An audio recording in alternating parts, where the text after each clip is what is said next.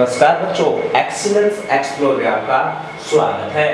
बच्चों आज आपको मैं एक चैप्टर पढ़ाने जा रहा हूँ। चैप्टर है बच्चों क्लास 10 का एक चैप्टर है और बच्चों चैप्टर का नाम क्या है बच्चों? दो चर वाले रेखिक समीकरण। कौन सा बच्चों? दो चर वाले रेखिक समीकरण।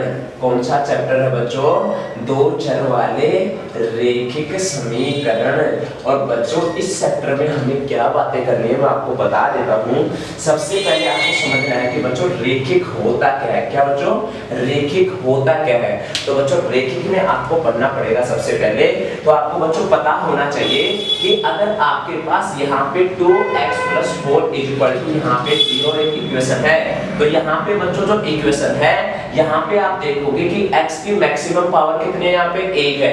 x की मैक्सिमम पावर कितने है बच्चों? यहाँ पे 1 है। तो जिसमें मैक्सिमम पावर 1 होती है बच्चों, उसे हम क्या कहते हैं बच्चों? रेखिक समीकरण। क्या कहते हैं? रेखिक समीकरण। अगर हम बात करें बच्चों, अगर यहाँ पे 2x² + 3x + 4, तो आप इस इक्वेशन में देखोगे तो यहाँ पे बच्चों x² यहाँ पे मैक्सिमम पावर x की कितनी है? 2 है। और बच्चों जहाँ पे मैक्सिमम पावर 2 आती है उसे हम क्या कहते हैं बच्चों? द्विघात समीकरण। कौन सा समीकरण बच्चों? द्विघात समीकरण। एक और आता है बच्चों यहाँ पे, अगर तुम्हारे पास 3x² + 4x + 6 ये इस टाइप का कोई क्वेश्चन आता है स्क्वायर यहाँ पे करके, तो इसी इक्वेशन को हम क्या बोल सकते हैं बच्चों? यहाँ पे आप देखेंगे तो मैक्सिमम पावर कितनी है बच्चों? यहाँ पे 3 है। तो इसको हम कौन सा समीकरण बोलेंगे बच्चों? त्रिघात समीकरण। कौन सा समीकरण बच्चों? यहाँ पे त्रिघात समीकरण। तो बच्चों यहाँ पे हमें चैप्टर का नाम तो सिर्फ रेखिक समीकरण है, लेकिन मैंने आपको तीनों समीकरण बता दिए हैं बच्चों। पहला समीकरण क्या है? यहाँ पे रेखिक समीकरण, जिसमें मैक्सिमम x की पावर कितनी होती है बच्चों? 1 होती है। अगर बात करें बच्चों द्विघात समीकरण की, इसमें मैक्सिमम पावर कितनी होती है बच्चों? 2 होती है। इसमें मैक्सिमम पावर कितनी होती है? 3 होती है।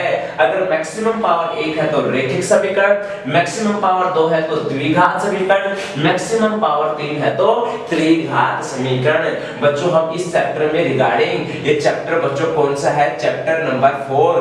क्लास कौन सी है बच्चों? यहाँ पे 9th क्लास की रिगार्डिंग बातें करेंगे हम लोग। चैप्टर कौन सा है बच्चों? 4th है। उसमें मात्र हम बात करेंगे किसके? रेखिक समीकरण की।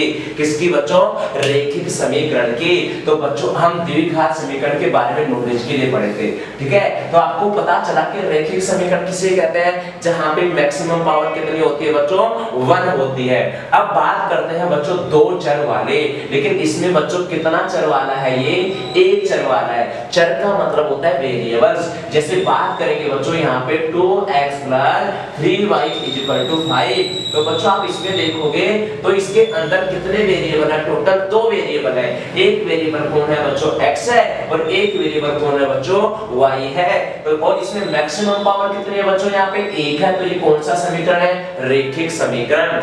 ये समीकरण बच्चों रेखिक समीकरण है। ये समीकरण कौन सा है? ये भी रेखिक समीकरण है। लेकिन बच्चों इसके अंदर आप देखोगे तो 2 चर हैं, एक का नाम x, एक का नाम y। और इसके अंदर आप देखोगे तो मात्र कितना चर है बच्चों? एक चर है। तो इसलिए इसको 2 चर वाला नहीं बोलेंगे। रेखिक समीकरण विद 1 वेरिएबल, यानी कि एक चर का रेखिक समीकरण है। ये क्या है बच्चों? 2 चर का रेखिक समीकरण है। तो आपको पता चल चुका है बच्चों कि ये कौन सा समीकरण है? 2 चर वाला रेखिक समीकरण है। अब बच्चों बात करते हैं, हमारे पास कुछ क्वेश्चन आंसर आएंगे, उसमें हमारे पास हमें इसके इक्वेशन याद करनी है। ax + by + c = 0। तो इक्वेशन कौन सी है बच्चों? यहाँ पे ax + by + c = 0। तो यहाँ पे बच्चों आप देखोगे तो यहाँ पे x और y क्या है? वेरिएबल है। कितना वेरिएबल है बच्चों? 2 वेरिएबल है। इसके अंदर दो चर है। और कौन सा समीकरण है बच्चों? ये रेखिक समीकरण है। रेखिक समीकरण का कैसे पता चला बच्चों? क्योंकि यहाँ पे मैक्सिमम पावर कितनी है? 1। एक से ज्यादा कोई इसके अंदर क्या नहीं है बच्चों? पावर नहीं है।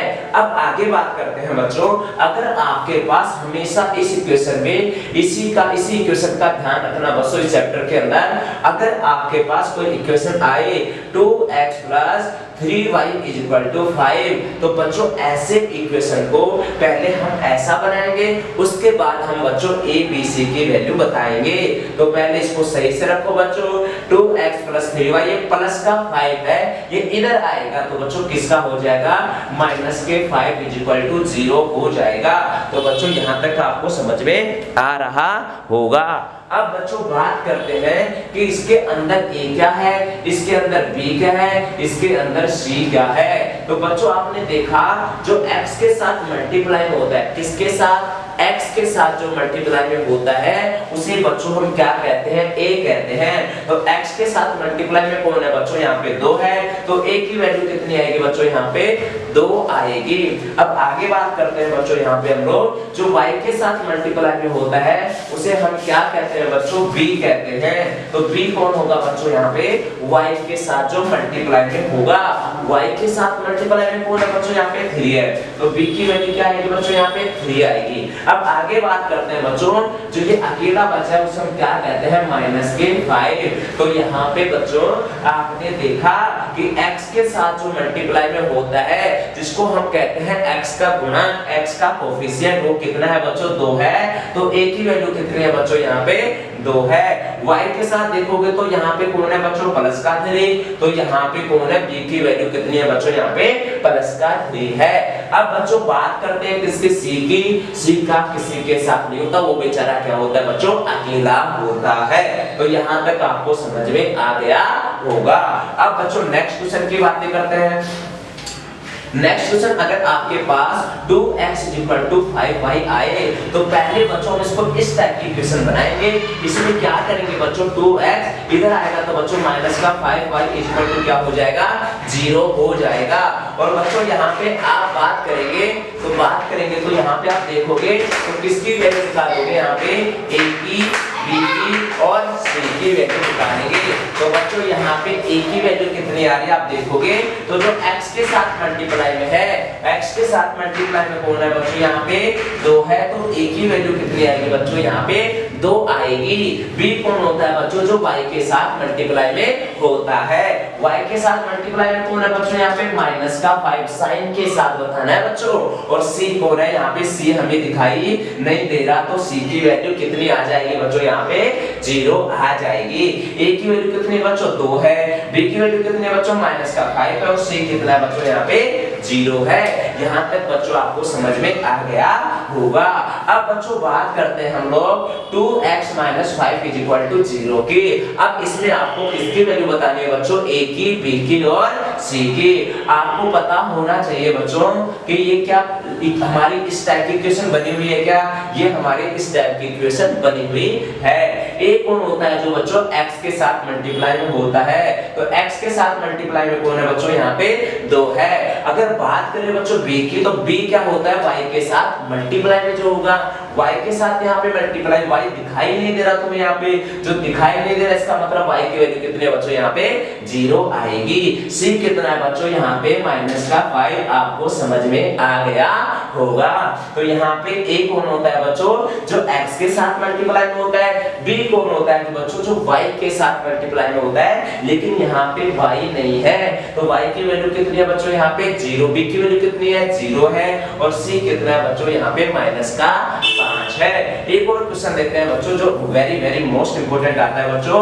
अगर आपके पास 5 = 2x आए तो बच्चों पहले हम इसको इधर लेके आएंगे, ये 5 का 5 भी इधर आएगा बच्चों, तो माइनस का 2x बराबर क्या हो जाएगा, 0 हो जाएगा। तो बच्चों यहाँ पे आपको किसकी वैल्यू बतानी है, a की, b की और c की। आप देखोगे बच्चों a कौन होता है, जो x के साथ मल्टीप्लाई में होता है, x के साथ मल्टीप्लाई में कौन है बच्चों, यहाँ पे माइनस का 2, तो a की वैल्यू कितनी है बच्चों, यहाँ पे माइनस की 2। b के साथ b किसे कहते हैं, जो y के साथ मल्टीप्लाई में होता है, y दूर तक हमें दिखाई नहीं दे रहा, तो y की वैल्यू कितनी है बच्चों, यहाँ पे 0 आ जाएगी, और c की वैल्यू कितनी है बच्चों, यहाँ पे प्लस के 5 आ जाएगी। इसका दूसरा तरीका भी है बच्चों करने का, अगर आप इसको देखेंगे तो इसको इधर भी भेज सकते हैं, तो 2x - 5 = 0 भी हो सकता है। इसके हिसाब से a की वैल्यू कितनी आएगी 2 आएगी, b की वैल्यू 0 आएगी और c की वैल्यू कितनी आएगी बच्चों 5 आएगी। आसान है बच्चों, बस इसका माइनस से मल्टीप्लाई कर दोगे तो माइनस का 2 प्लस का 2 का 0 0 रहेगा, प्लस का 5 माइनस का 5 हो गया। तो यहाँ भी ये भी क्वेश्चन क्या था बच्चों आसान था। एक बच्चों very very most important question बताता हूँ आपको, अगर आपके पास यहाँ पे ये वाली इक्वेशन आ जाए तो आप क्या करेंगे, तो आपको पता होना चाहिए बच्चों कि हमें किसकी वैल्यू निकालनी है बच्चों, a की, b की और c की। तो बच्चों a कौन होता है जो x के साथ मल्टीप्लाई में होता है, x के साथ मल्टीप्लाई में कौन है बच्चों, यहाँ पे 2 है तो वैल्यू कितनी रख दी मैंने 2। अब b कौन होता है बच्चों जो y के साथ मल्टीप्लाई में होता है, y के साथ यहाँ पे कौन बैठा है बच्चों 1 बैठा है और वो भी किसका है माइनस का बैठा है। लेकिन बच्चों इसके साथ एक और बैठा है जो कि नीचे बैठा है, तो इसको क्या लिखेंगे माइनस का 1 अपॉन में 5 और c कौन है बच्चों अकेला है तो यहाँ पे c की वैल्यू कितनी आएगी माइनस के 5। दोबारा देखो बच्चों यहाँ पे a कौन होता है जो x का कोफिशिएंट होता है, x के साथ मल्टीप्लाई में होता है।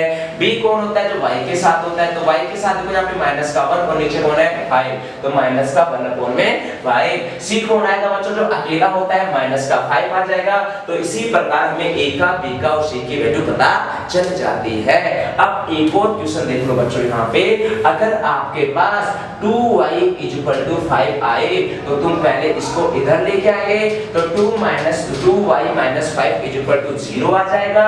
अगर यहाँ पे आपको a, b और c निकालना पड़े तो a कौन होता है बच्चों जो x के साथ मल्टीप्लाई में होता है, यहाँ पे x आपको दूर दूर तक दिखाई नहीं दे रहा, इसका मतलब a क्या हो जाएगा बच्चों 0 हो जाएगा। b कौन होता है बच्चों जो y के साथ मल्टीप्लाई में होता है, y की वैल्यू कितनी है बच्चों यहाँ पे 2 है और c की वैल्यू कितनी है बच्चों माइनस के 5। दोबारा देखो बच्चों पहले इसको इधर लेके आओ, x कौन होता है a कौन होता है जो x के साथ मल्टीप्लाई में होता है, यहाँ पे x दिखाई नहीं दे रहा तो a की वैल्यू 0 आएगी। अगर बात करें b की तो b कौन होता है बच्चों जो y के साथ मल्टीप्लाई होता है और c कौन होता है जो बेचारा अकेला होता है। यहाँ तक बच्चों आपको समझ में आ गया होगा। एक इक्वेशन और देखो बच्चों यहाँ पे, अगर आपके पास इक्वेशन आए यहाँ पे 3 - 2x - 6y = 0 तो आपको बच्चों यहाँ पे किसकी वैल्यू निकालनी है, a की वैल्यू निकालनी है, b की वैल्यू निकालनी है और c की वैल्यू निकालनी है। a कौन होता है बच्चों जो x के साथ मल्टीप्लाई में होगा, x के साथ देखोगे तो मल्टीप्लाई में कौन है बच्चों यहाँ पे माइनस का 2 है। b को